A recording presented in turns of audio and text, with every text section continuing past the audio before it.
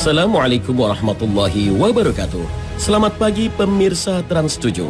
Khazanah Ensiklopedia Islam Dunia pagi ini kembali hadir ke hadapan Anda untuk berbagi informasi Islami. Semoga menginspirasi dan menjadi motivasi aktivitas Anda hari ini. Pemirsa Khazanah, ada peristiwa-peristiwa yang menggelitik menjelang terjadinya kiamat. Peristiwa itu patut diketahui agar menjadi pelajaran bagi kita. Seperti apa peristiwa-peristiwa menjelang terjadinya kiamat itu? Pemirsa Khazanah, di akhir zaman nanti Nabi Isa alaihissalam diturunkan Allah kembali ke muka bumi. Di tangannya lah Dajjal yang telah menyesatkan manusia di muka bumi dapat dihentikan. Dan dia mati di tangan Nabi Isa alaihissalam dalam perang besar yang disebut dengan Malhamah Al-Kubra. Setelah Dajjal terbunuh dan Yahudi kalah dan binasa, disitulah kemudian Nabi Isa memimpin kaum muslimin akhir zaman, menata pemerintahannya, menjalankan kekuasaannya dengan pemerintahan yang adil berdasarkan syariat Nabi Muhammad SAW, sehingga terciptalah perdamaian, tidak ada lagi perang yang berkecamuk, keadilan menjadi tegak dan ekonomi yang sangat pesat tanpa kezaliman dan kecurangan. Lalu kenyamanan itu pun kembali bergolak setelah Allah Subhanahu wa Ta'ala mengizinkan manusia-manusia yang dimurkai, Ya'juj dan Ma'juj, turun ke muka bumi setelah dikurung oleh Zulkarnain. Munculnya Ya'juj Ma'juj yang kuat dan jumlahnya yang sangat banyak membuat Nabi Isa alaihissalam dan kaum muslimin tak kuasa menghadangnya hingga berlindung di sebuah bukit. Hanya doa dan zikir yang mampu menghentikan kaum Ya'juj dan Ma'juj. Maka berkat zikir dan doa kaum muslim, kaum Ya'juj dan Ma'juj yang telah merajalela di seluruh penjuru bumi musnah tak tersisa. Nabi Isa alaihissalam kemudian menetap di bumi dan memimpin kaum muslimin dengan adil. Sebuah riwayat menyebutkan selama 40 tahun Nabi Isa alaihissalam memerintah hingga akhirnya menemui takdirnya sebagai manusia. Beliau pun wafat. Kaum muslimin menyalatkan jenazahnya. Dan menurut satu riwayat bahwa jenazah Nabi Isa alaihissalam dikebumikan berdekatan dengan Nabi Muhammad SAW di Madinah. Tak berapa lama kemudian Allah Subhanahu wa Ta'ala telah mengirimkan angin lembut ke seluruh penjuru bumi. Maka seluruh orang mukmin di muka bumi meninggal dunia.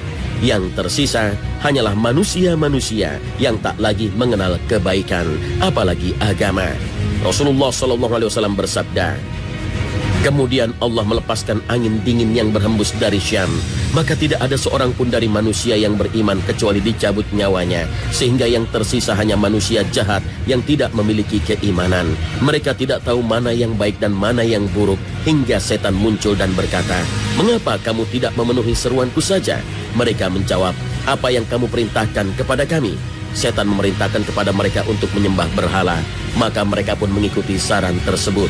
Sedangkan mereka berada dalam kehidupan yang serba kecukupan. Kemudian hari kiamat pun datang. Hadis riwayat Muslim dan hadis riwayat Ahmad. Dari hadis ini dapat diketahui sifat-sifat orang yang mengalami kiamat. Bagaimana Allah memberikan kenikmatan yang melimpah ruah kepada mereka. Seluruh orang-orang beriman, sekalipun keimanannya hanya sebiji sawi, semuanya dimatikan. Hal ini merupakan keagungan rahmat dan anugerah Allah bagi kaum mukmin. Nabi SAW juga menyebutkan, ilmu dan Al-Quran diangkat oleh Allah Subhanahu wa Ta'ala.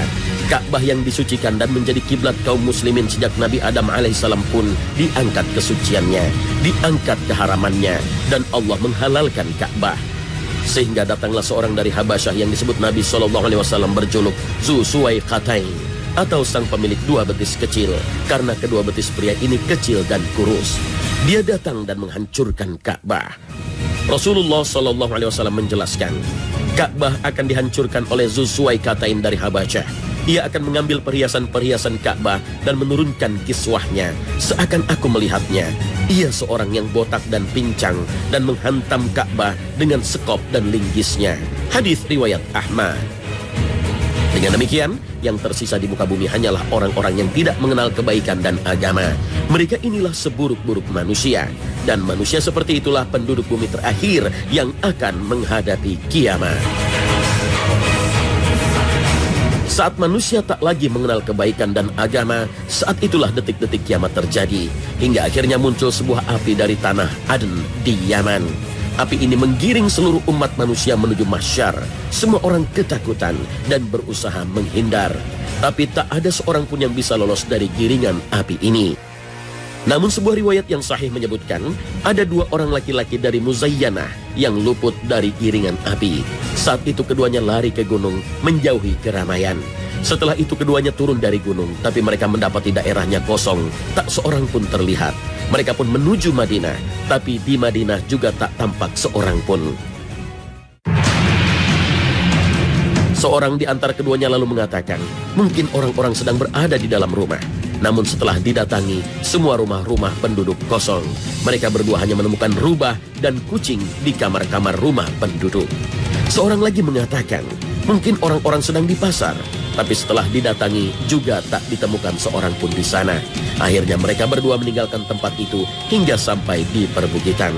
Di tempat itu keduanya bertemu dengan 2 malaikat. Kedua malaikat itu pun menyeretnya ke padang mahsyar.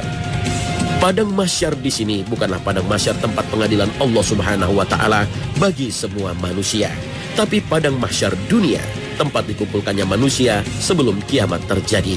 Lalu di manakah padang mahsyar dunia ini? Berdasarkan keterangan Nabi SAW, mahsyar berada di Baitul Maqdis, Palestina, kawasan yang dikenal dengan wilayah Syam. Inilah yang dijelaskan Nabi SAW dalam sabdanya.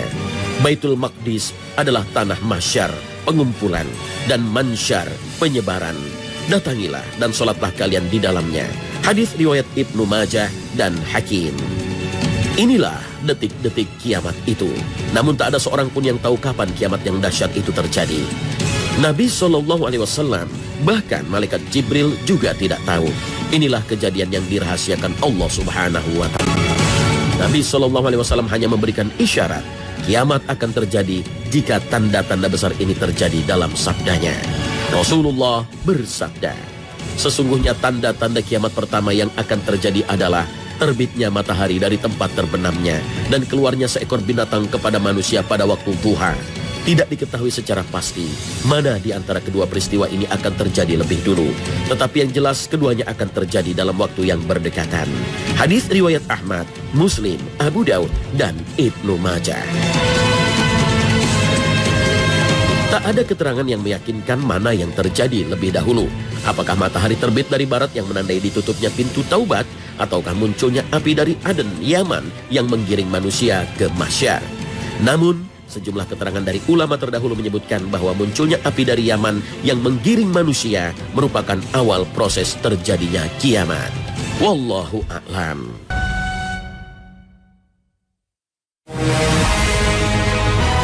Pemirsa Khazanah, dalam melakukan berbagai macam transaksi modern tanpa sengaja dan disadari, kita sering terjebak pada praktik riba.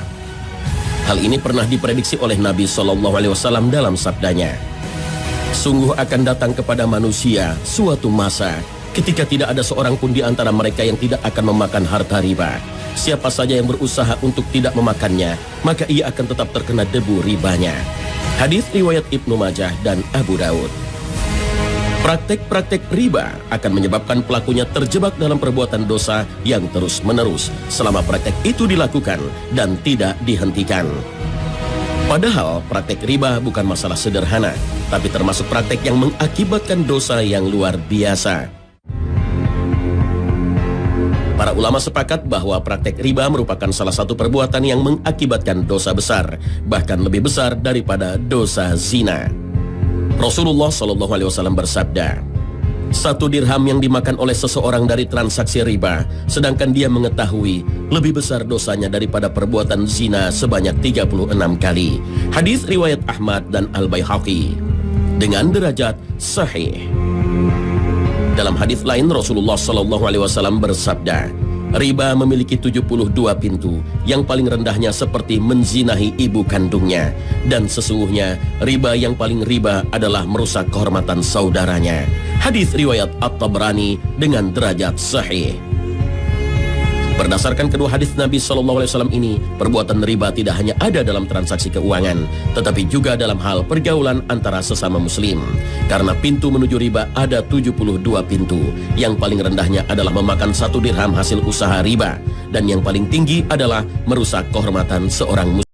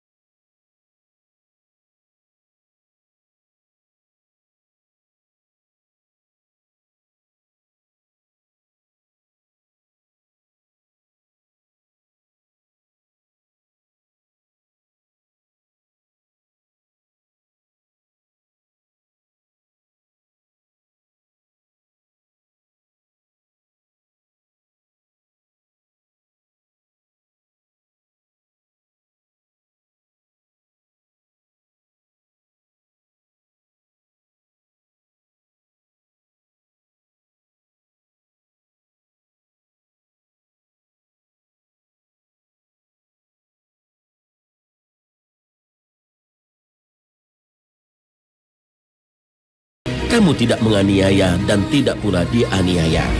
Al-Quran Surah Al-Baqarah ayat 279. Cara kedua, memperbanyak sedekah.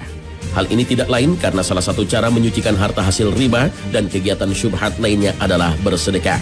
Apalagi sedekah itu diniatkan untuk dirinya dan orang yang telah diambil hak-haknya, maka keduanya sama-sama akan mendapatkan pahala dari sisi Allah Subhanahu wa Ta'ala.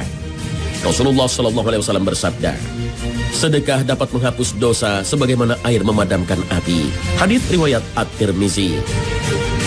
Selain itu, taubat dengan cara bersedekah juga dapat dilakukan dengan memberikan penangguhan kepada orang yang berhutang karena kesulitan ekonomi, atau menyedekahkan sebagian atau semuanya dari hutang itu kepadanya, sebagaimana Allah Subhanahu wa Ta'ala berfirman, dan jika orang yang berhutang itu dalam kesukaran, maka berilah tangguh sampai dia berkelapangan, dan menyedekahkan sebagian atau semua utang itu lebih baik bagimu jika kamu mengetahui. Al-Quran Surah Al-Baqarah ayat 280. Wallahu a'lam.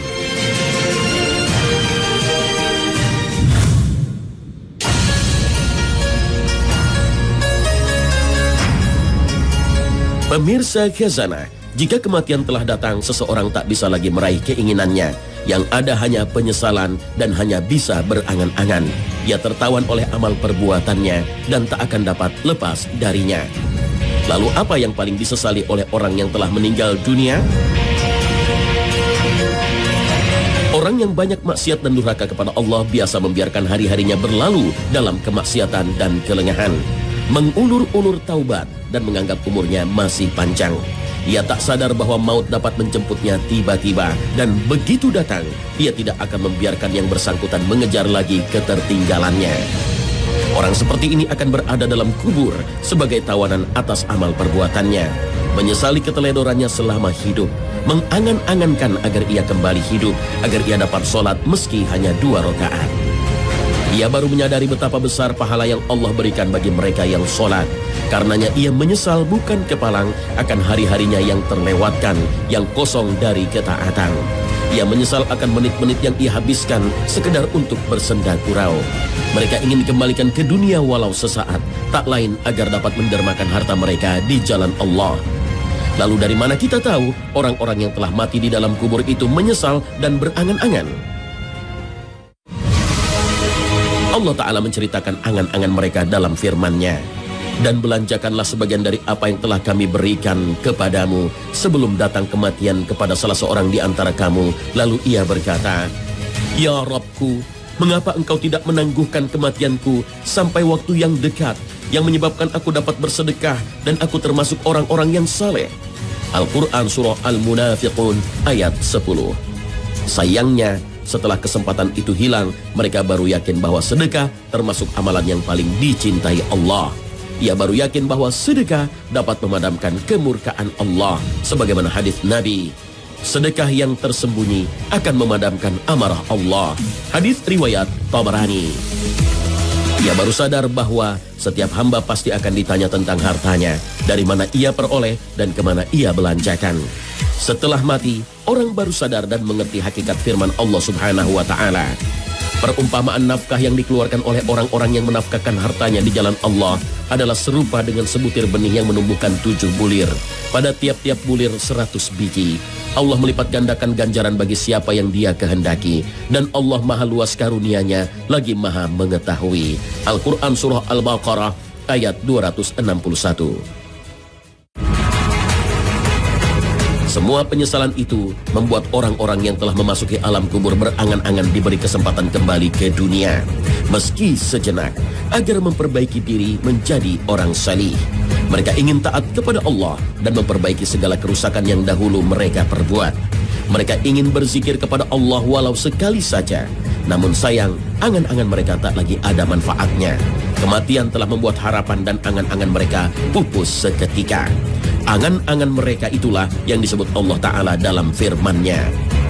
Demikianlah keadaan orang-orang kafir itu, hingga apabila datang kematian kepada seseorang dari mereka, dia berkata, "Ya Tuhanku, kembalikanlah aku ke dunia, agar aku berbuat amal yang saleh terhadap yang telah aku tinggalkan." Sekali-kali tidak. Sesungguhnya itu adalah perkataan yang diucapkannya saja, dan di hadapan mereka ada dinding sampai hari mereka dibangkitkan. Al-Quran Surah Al-Mu'minun ayat 99 dan 100. Oleh karena itu, ingatlah kematian atau zikrul maut, karena mengingat kematian mengantarkan seseorang pada kesalehan. Zikrul maut atau mengingat kematian termasuk ibadah tersendiri. Dengan mengingatnya saja, seseorang telah mendapatkan ganjaran, karena inilah yang diperintahkan oleh suri tauladan kita, Muhammad Sallallahu Alaihi Wasallam. Zikrul maut membantu kita untuk dapat lebih khusyuk melaksanakan solat, sebagaimana sabda Nabi Sallallahu Alaihi Wasallam, "Ingatlah kematian dalam solatmu, karena jika seseorang mengingat mati dalam solatnya, maka ia akan memperbagus solatnya. Solatlah seperti solat orang yang tidak menyangka bahwa ia masih punya kesempatan melakukan solat yang lainnya. Hati-hatilah dengan perkara yang kelak malah engkau meminta uzur meralatnya, karena tidak bisa memenuhinya." Hadis riwayat Ad-Dailami. Dengan zikrul maut atau mengingat kematian, membuat kita terpacu mempersiapkan diri untuk berjumpa dengan Allah. Karena barang siapa mengetahui bahwa ia akan menjadi mayat kelak, ia pasti akan berjumpa dengan Allah. Jika tahu bahwa ia akan berjumpa Allah kelak, padahal ia akan ditanya tentang amalnya di dunia, maka ia pasti akan mempersiapkan jawaban sejak hidup di dunia dengan sebaik-baiknya. Kita akan bersemangat untuk selalu sholat tepat waktu, ibadah puasa, giat bersedekah, dan giat mengerjakan berbagai amal kebaikan lainnya. Wallahu a'lam. Beralih ke masalah lain, pemirsa Khazanah, ada doa yang diajarkan Nabi SAW yang jika dibaca dengan yakin dan penuh penghayatan, Allah akan menjamin seorang mukmin dengan surga. Seperti apa bacaan itu? Jangan kemana-mana. Khazanah akan segera kembali sesaat lagi.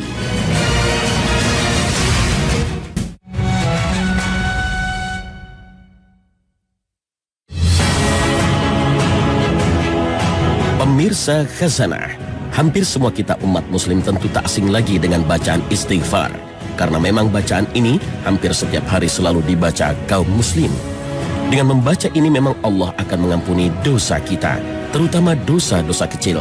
Tapi pernahkah kita beristighfar dan memohon ampun kepada Allah dengan membaca bacaan yang lebih agung dari hanya sekedar membaca astagfirullah? Karena Nabi SAW mengajarkan umatnya untuk selalu membaca istighfar yang lebih spesifik dan lebih agung, yang jika dibaca, direnungi dan diyakini, maka jika ia mati akan menjadi penghuni surga. Bacaan inilah yang disebut dengan Sayyidul Istighfar atau penghulunya istighfar, atau bisa juga kita sebut dalam bahasa populer dengan sebutan The King of Istighfar. Lalu istighfar seperti apa bacaannya? Sayyidul Istighfar dengan membaca Allahumma anta rabbi la ilaha illa anta khalaqtani wa ana abduka wa ana ala ahdika wa wa'dika mastata'tu a'udzu bika min syarri ma sana'tu abu'u laka bi ni'matika 'alayya wa abu'u bi dzambi faghfirli fa innahu la yaghfiru dzunuba illa anta. Ya Allah, Engkau adalah Rabbku. Tidak ada ilah yang berhak diibadahi dengan benar selain Engkau. Engkau yang menciptakan aku dan aku adalah hamba-Mu. Aku menetapi perjanjian-Mu dan janji-Mu sesuai dengan kemampuanku. Aku berlindung kepadamu dari keburukan perbuatanku. Aku mengakui nikmat-Mu kepadaku dan aku mengakui dosaku kepadamu. Maka ampunilah aku, sebab tidak ada yang dapat mengampuni dosa selain Engkau. Dari namanya saja sudah mengisyaratkan akan kedahsyatan dan keagungannya. Maka jika Sayyidul Istighfar atau penghulunya istighfar ini dibaca di waktu yang tepat, maka hasilnya juga tidak main-main. Lalu kapan doa ini sebaiknya dibaca? Nabi SAW bersabda, barang siapa mengucapkannya setelah masuk waktu subuh sambil meyakininya, lalu dia mati, dia termasuk penghuni surga. Dan barang siapa mengucapkannya setelah masuk waktu sore sambil meyakininya, lalu dia mati, dia termasuk penghuni surga. Hadis riwayat Ahmad, Ibnu Hibban dan Nasa'i. Di dalam riwayat lain dengan disebutkan, jika seseorang berkata pada waktu sore, lalu dia mati, dia akan masuk surga, atau dia termasuk penduduk surga. Dan jika dia berkata pada waktu subuh, lalu dia mati pada hari itu, seperti itu. Hadis riwayat Bukhari. Berdasarkan hadis-hadis ini, Sayyidul Istighfar atau penghulunya istighfar itu diucapkan pada waktu subuh. Waktu subuh atau sobah adalah awal nahar siang, yaitu setelah terbit fajar shodiq. Namun bagi yang belum mengucapkannya di waktu subuh, boleh juga mengucapkan setelah itu, yaitu di siang hari sampai matahari tenggelam. Sebagaimana disebutkan dalam hadis yang lain. Beliau bersabda, barang siapa mengucapkannya di antara waktu siang dengan meyakininya, lalu dia mati pada hari itu sebelum sore, maka dia termasuk penghuni surga.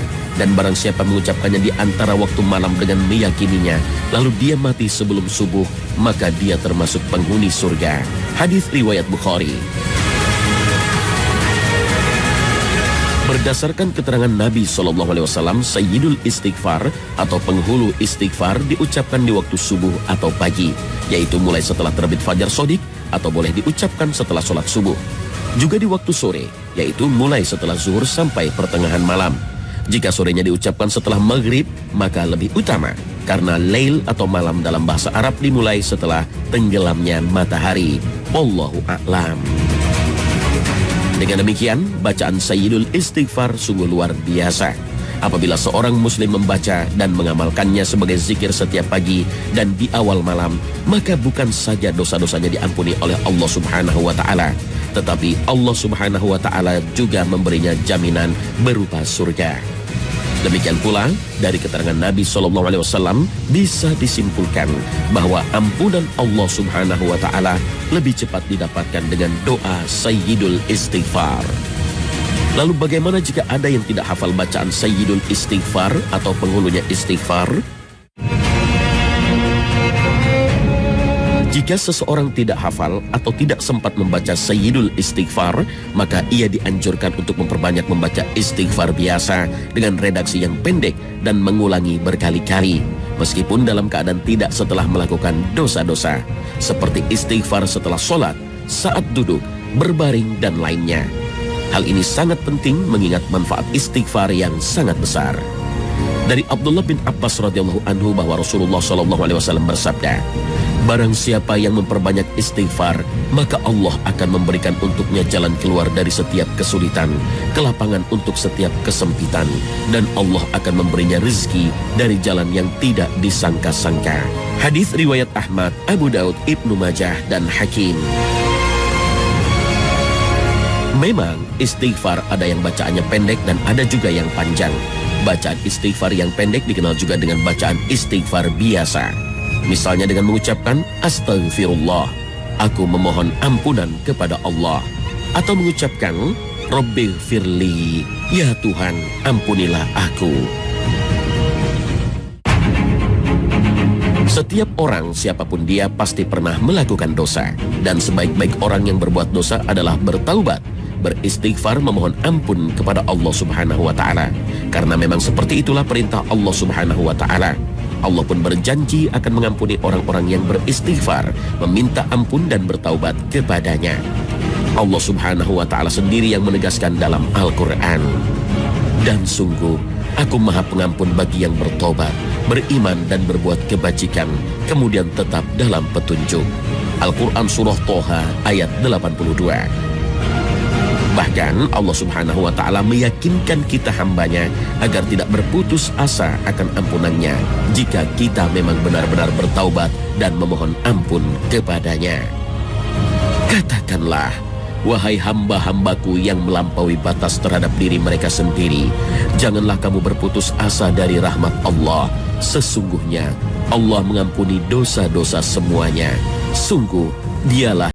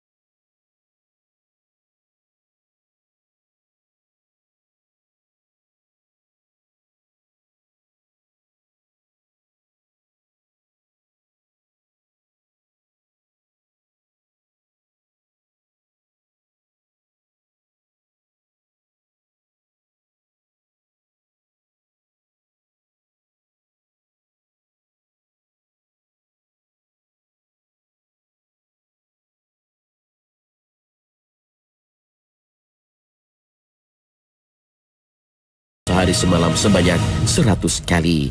Hadis riwayat Muslim. Hal ini pula yang disaksikan oleh Ibnu Umar radhiyallahu anhu. Ia mengamati terus dalam majelis Nabi SAW lalu berkata, kami dahulu menghitung dalam satu majelis Rasulullah SAW 100 kali membaca, ya Allah ampunilah dosaku dan terimalah taubatku. Sesungguhnya engkau maha penerima taubat dan maha penyayang. Hadis riwayat Abu Daud, Tirmizi dan Ibnu Majah. Dari sini kita memahami betapa beristighfar, memohon ampun kepada Allah dan bertaubat kepadanya merupakan masalah yang tidak sederhana. Ini masalah yang sangat penting dan luar biasa yang hendaknya menjadi perhatian kaum muslim dalam menjalani hidupnya sehari-hari. Karena istighfar merupakan kunci keselamatan hidup di dunia dan akhirat. Bahkan dengan istighfar itu pula Allah Subhanahu wa Ta'ala menjamin keselamatan dan keamanan kita. Inilah yang ditegaskan dalam Al-Quran. Dan sekali-kali Allah tidaklah akan mengazab mereka, sedang kamu Muhammad berada di antara mereka. Dan tidaklah pula Allah akan mengazab mereka sedang mereka meminta ampun. Al-Quran Surah Al-Anfal ayat 33. Terkait dengan ayat ini, para ulama menyebutkan bahwa Allah Azza wa Jalla memberikan rasa aman kepada manusia dengan dua hal, yaitu adanya Nabi SAW di antara mereka dan istighfar. Sekarang Nabi SAW telah wafat, berarti yang masih tinggal satu, yaitu istighfar. Oleh karena itu, istighfar menjadi pengaman dari kemarahan Allah Azza wa Jalla. Dan juga orang-orang yang apabila mengerjakan perbuatan keji atau menganiaya diri sendiri, mereka ingat akan Allah, lalu memohon ampun terhadap dosa-dosa mereka. Dan siapa lagi yang dapat mengampuni dosa selain dari Allah? Dan mereka tidak meneruskan perbuatan keji itu sedang mereka mengetahui. Al-Quran Surah Ali Imran ayat 135. Ibnu Abbas radhiyallahu anhuma menuturkan, tidak ada dosa besar jika diiringi dengan istighfar, dan tidak ada dosa kecil jika dikerjakan terus-menerus. Wallahu a'lam.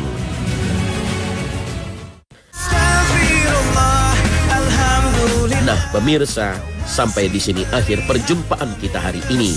Semoga Allah Subhanahu wa Ta'ala senantiasa memberikan hidayah dan taufiknya kepada kita. Amin ya rabbal alamin. Terima kasih atas perhatian Anda. Wassalamualaikum warahmatullahi wabarakatuh.